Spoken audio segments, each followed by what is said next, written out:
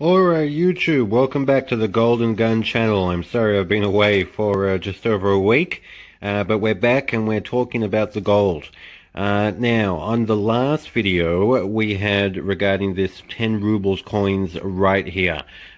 We discussed the coin, the beautiful double eagle design right there, but specifically we told the story of Nicholas II. He was the last Tsar of Russia before the communist revolution with the Bolsheviks, and that was quite a story, bit of a tale of woe there. But as we promised, part 2 was going to be all about slabs, because I'm trying to build a tube of these coins in this size that fit the 22mm airtights, as you can see.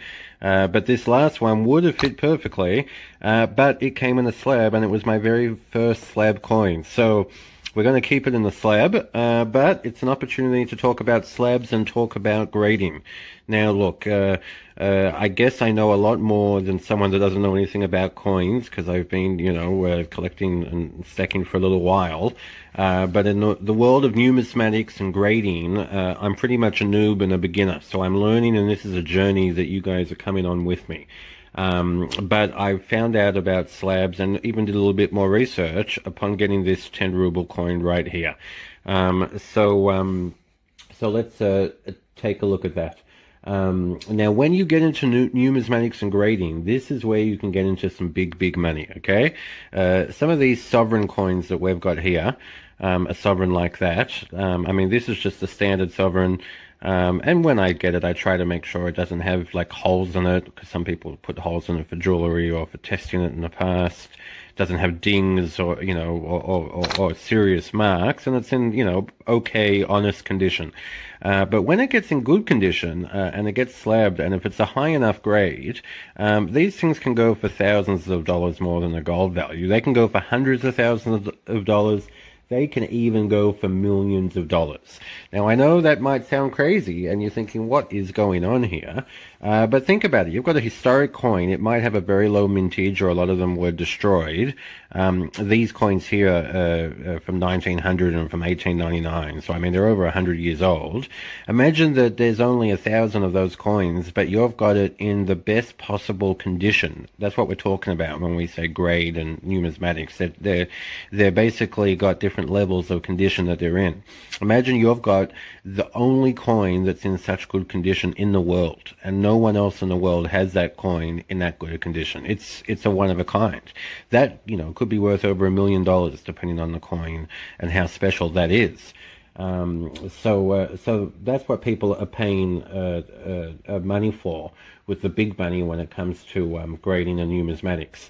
And you might think, okay, that's crazy. Why would I pay so much money or want that? I mean, you want to, if you're a serious collector, you want to have the best of the best. You want to have something scarce, and you want to have something that's special. And don't think those people are so silly, because long term, the numismatic value can go up on top of the gold value, and you'd be making more money. People make more money when they invest in the high grade numismatics than they do otherwise. In general, it goes up long term. But that doesn't mean that we should all rush to buy numismatic coins and to have, high grade slabs and really get into that either, because you're adding a lot more risk. You can overpay for that. You might not know enough to know what you're doing.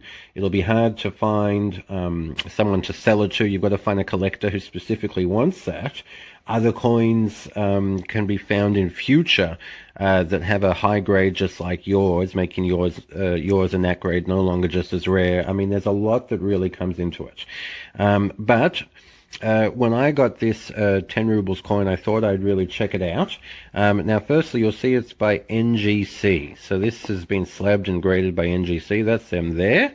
And they're one of the two main grading companies. There are other companies. I mean, anyone can grade the coins and just write on a little flip what grade they think it is. But NGC and PCGS, they're sort of the main two that are, considered the most reputable when it comes to this. And if you want to get your coin graded, or whoever it is that graded this coin before I bought it, they pay a fee to them and they send it in. And they're supposed to have people that are professionals that are sitting there as a team. They've got all the tools and resources in the room with the right lighting, and they grade it for you. And they check. And when I say grade, they check what level is this coin's condition in, basically. And look, I mean, people send coins in that they think will achieve a certain grade, which will mean they can sell it for more, and it's of a higher value. And they can argue and be not so happy or happy with what grade it comes back in. It's not an exact science either. You could resend the coin back to the same company, NGC, again for grading, and just take it out of the slab if you're not happy. And you might actually achieve the grade on the second time. It might not grade exactly the same way because it's not really an exact science. But with mine specifically, the AU, which you'll see there, stands for almost uncirculated.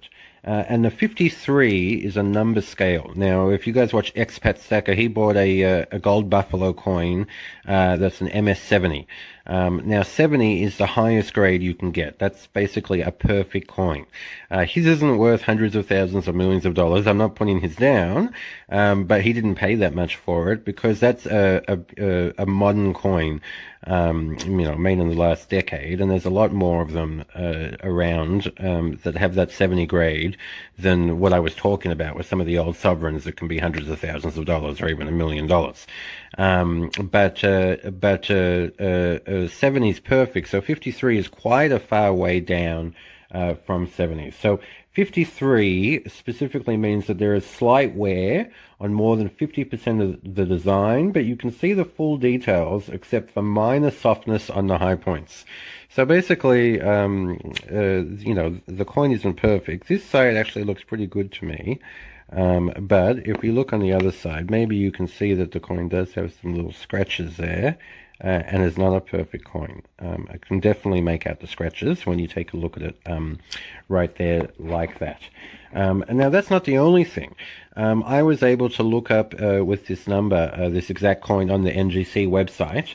So as you can see there, NGC have specifically graded 21 coins with the same grade as mine, AU53, and they've graded 154 coins with a grade higher than mine, which is some great information that you can get straight from their website.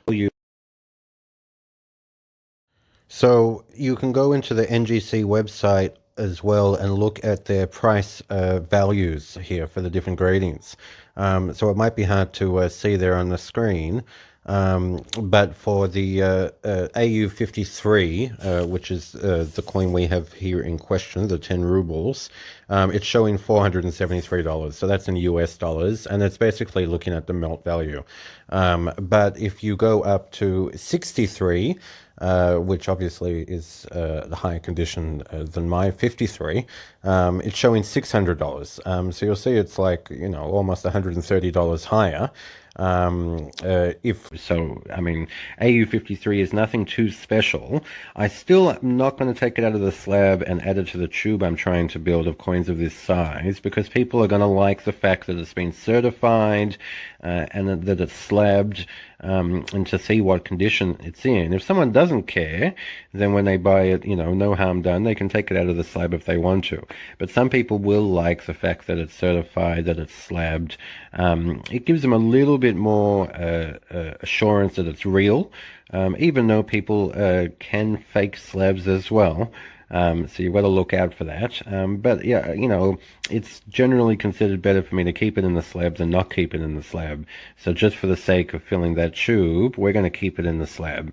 And I'll just have to get an extra coin to fill up that tube, which is fine because I'm more than happy collecting coins. So that was just a bit of a beginner's guide to slabs and to grading. This is my first ever slab coin. I have not gone into that world and become an expert with grading and slabs and numismatics, but it's certainly something I'd love to learn more about. And it's certainly an important part of coin collecting, and it's when you get into numismatics. So I hope you guys like that. We'll be coming back with more gold soon. That's what we do on the Golden Gun channel. We might roast fish next, for those that'll know what I'm talking about. But otherwise, I'll see you guys soon. And remember to like, share, and subscribe, and comment. You guys have got to do that. Like, share, and comment and subscribe. Just go and do it because I told you. Why not? And I'll see you guys soon. Thank you.